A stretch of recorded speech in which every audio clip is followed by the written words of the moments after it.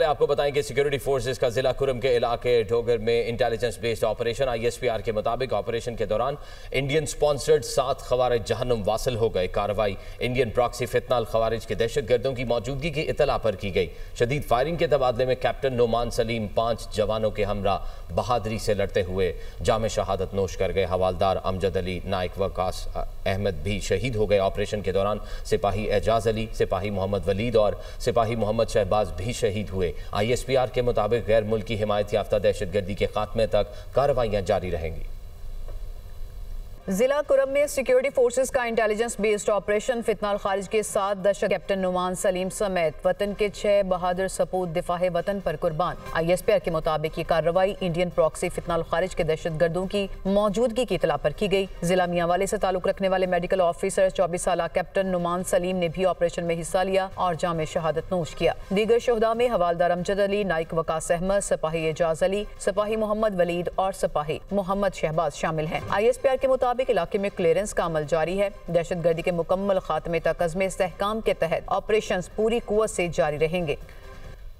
इस्लामाबाद में तुर्की के 102वें कौमी दिन के मौके पर पुरवकार तकरीब का इनेकाद किया गया, जिसे खिताब करते हुए वज़ीर-ए-आज़म शहबाज शरीफ ने कहा कि जंग हो, तबाहकुन ज़ल्ज़ला हो या सैलाब, तुर्की मदद में हमेशा पेश रहा है। और फ़ौज पाकिस्तान ने फील्ड मार्शल सैयद आसिम मुनीर की क़यादत में 4 दिन में भारत को सबक सिखाया। भारत के साथ जंग के दौरान तैयब और दवान पाकिस्तान के साथ रहे। तुर्की की क़यादत एक चट्टान की तरह पाकिस्तान के साथ खड़ी रही। दोनों ममालिक मौशी और दिफाही ताउन में आगे बढ़ रहे हैं।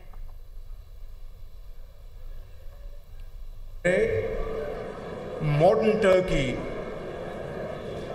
is a reflection of modernity combined with Turkish heritage and culture and civilization. That Turkey would stand by Pakistan through thick and thin, stand by Pakistan through wars, through earthquakes and devastating floods. The war between Pakistan and India, which lasted for 4 days, and Alhamdulillah, by the grace of God, our armed forces, led by valor and prudence and bravery of our Field Marshal Sayyid Asim Munir and our brave officers and soldiers of our Air Force, led by Zahir Baba, our land forces, we taught a lesson of the life to India within these 4 days.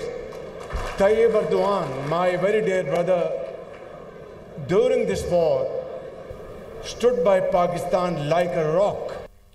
अमरीकी सदर Trump field marshal Syed Asim Munir की सलाहियतों के मोहतरफ। सैयद आसिम मुनीर को बेहतरीन fighter करार दे दिया। पाकिस्तान के field marshal बेहतरीन फाइटर और शहबाज शरीफ अजीम इंसान है।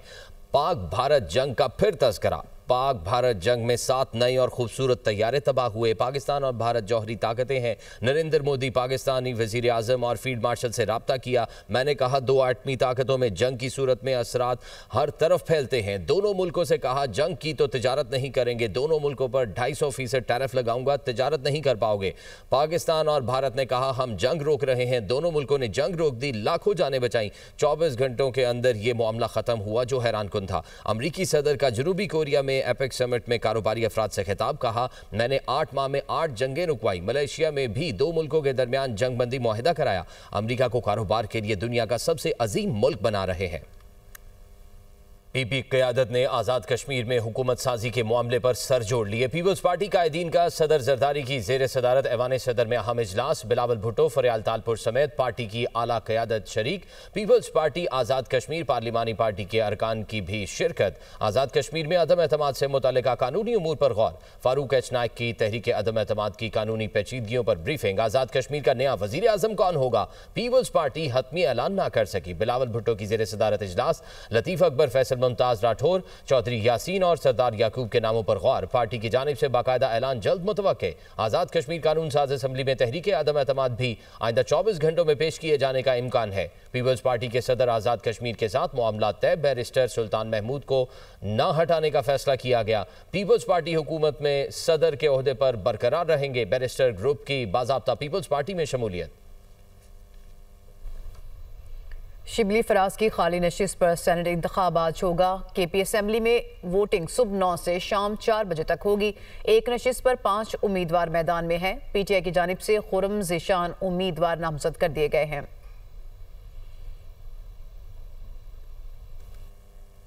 चेयरमैन दुनिया मीडिया ग्रुप मियां आमिर महमूद ने कहा है कि छोटे सूबे बनाने से अखराजात कम होंगे, प्रोटोकॉल का खर्चा कम हो जाएगा। हमारे सूबे कई मुमालिक से भी बड़े हैं।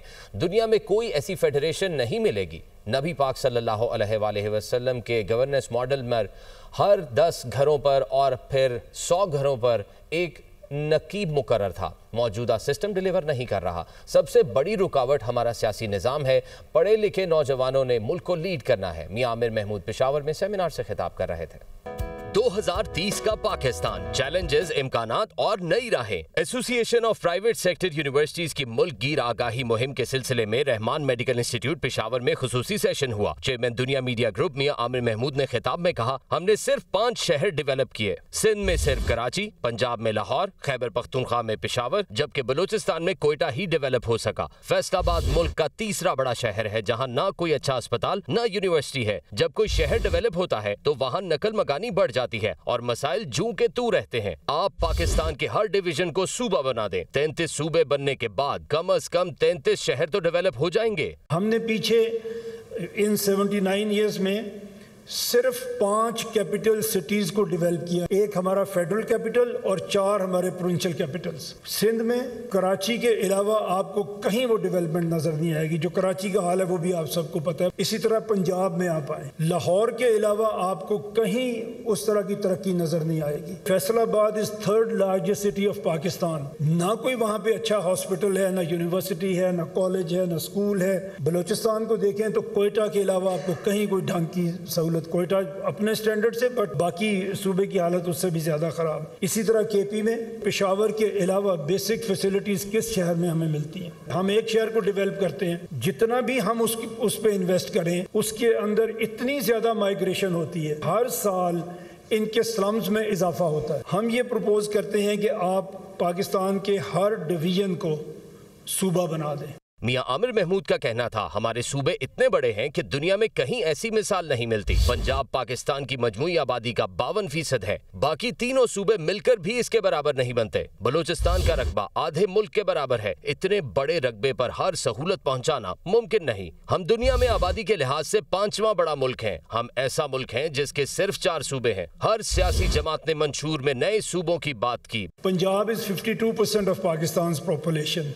बाकी तीनों मिलके भी एक पंजाब के बराबर नहीं बनते। इसके बाद बलूचिस्तान, एक सूबा आपके आधे मुल्क के बराबर उसका रकबा है। इतनी थोड़ी आबादी और इतना बड़ा रकबा कि आप वहाँ पे हर जगह तक अपनी कोई सहूलत पहुँचा ही नहीं सकते। हर पॉलिटिकल पार्टी अपने अपने इलेक्शन मैनिफेस्टोज में नए प्रोविंसेस की बात करती रही है। बेनज़ीर भुट्टो ने 1988 में जो अपना मैनिफेस्टो दिया उसमें क्लियरली उन्होंने न्यू सोशल ऑर्डर की बात की और हम डिस्ट्रिक्ट गवर्नर बनाएंगे और हम हर डिस्ट्रिक्ट को इंडिपेंडेंट करेंगे। नवाज शरीफ ने हमेशा KP में आपके सामने वो हज़ारा सूबे की बात करते रहे, सराइकी सूबे की बात करते रहे। इमरान खान साहब ने, मेरे पास क्लिप है आपको मैं सुना सकता हूँ, उन्होंने एग्जैक्टली ये बात की जो हम कर रहे हैं कि हर डिवीजन को सूबा बनना चाहिए। चेयरमैन दुनिया मीडिया ग्रुप ने कहा, हुकूमत के 3 सतून वफाक, सूबा और लोकल गवर्नमेंट है। लोकल गवर्नमेंट के इलेक्शन हो भी जाएं तो काम करने का मौका नहीं दिया जाता। किसी हुकूमत ने लोकल गवर्नमेंट को प्रमोट नहीं किया। सूबे छोटे हो जाते हैं तो प्रोटोकॉल और बजट भी कम हो जाएगा। इख्तियारात निचली सतह पर मुंतकिल कर देंगे तो अखराजात कम हो जाएंगे। सूबे को वसाइल जनरेट करने चाहिए जो नहीं कर रहे। छोटे सूबे की हुकूमत वसाइल पैदा करेगी। नेशनल फाइनेंस कमीशन 33 सूबों में वसाइल की तकसीम करे तो ज्यादा इंसाफ देखने को मिलेगा। हमने time and again local government का एक्सपीरियंस किया। इलेक्टेड प्रोविंशियल गवर्नमेंट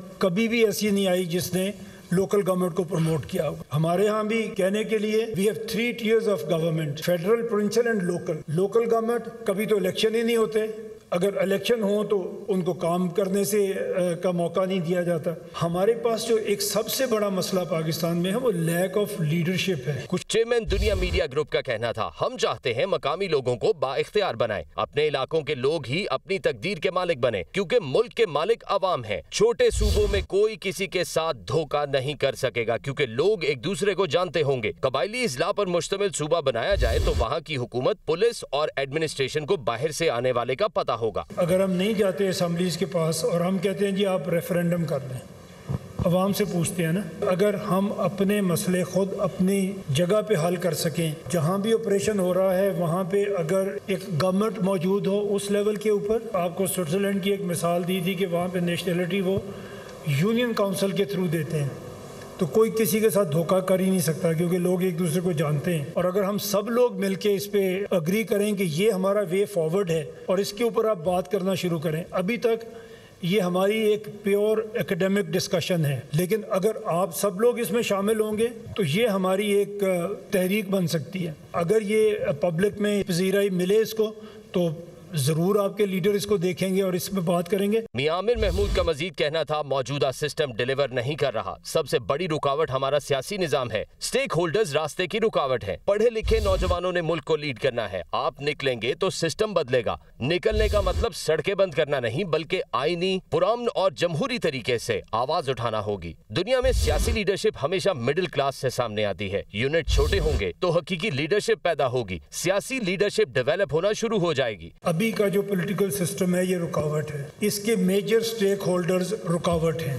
आप लोगों ने निकलना है तो सिस्टम बदलना है। और निकलने से मैं ये नहीं कहता कि निकलें और इनकलाब ले आएं और कल को रोड बंद कर दें। ये भी हमें अपनी यूथ से बात करनी है कि दुनिया में आज तक वायलेंट इनकलाब जो आए हैं उससे कभी किसी की तकदीर नहीं बदली, उससे हमेशा डिस्ट्रक्शन होती है। हमें एक पढ़े लिखे बच्चों का इनके जहन के अंदर हमें इनकलाब लाना है और अगर हम वो करने में कामयाब हों तो ये एक स्मूथ ट्रांजिशन हो सकती है। चेयरमैन दुनिया मीडिया ग्रुप मियां आमिर महमूद ने कहा, सोशल मीडिया पर नौजवान अपनी राय बहुत दूर तक पहुंचा सकते हैं। सब मिलकर हमारे काम में शामिल हों तो ये तहरीक बन सकती है। सियासी लीडरशिप वही काम करती है जो अवाम में मकबूल हो। नौजवान हिमायत करेंगे तो हम रेफरेंडम की बात करेंगे। हम किसी की जात के लिए नहीं बल्कि सिस्टम के लिए रेफरेंडम की बात कर रहे हैं।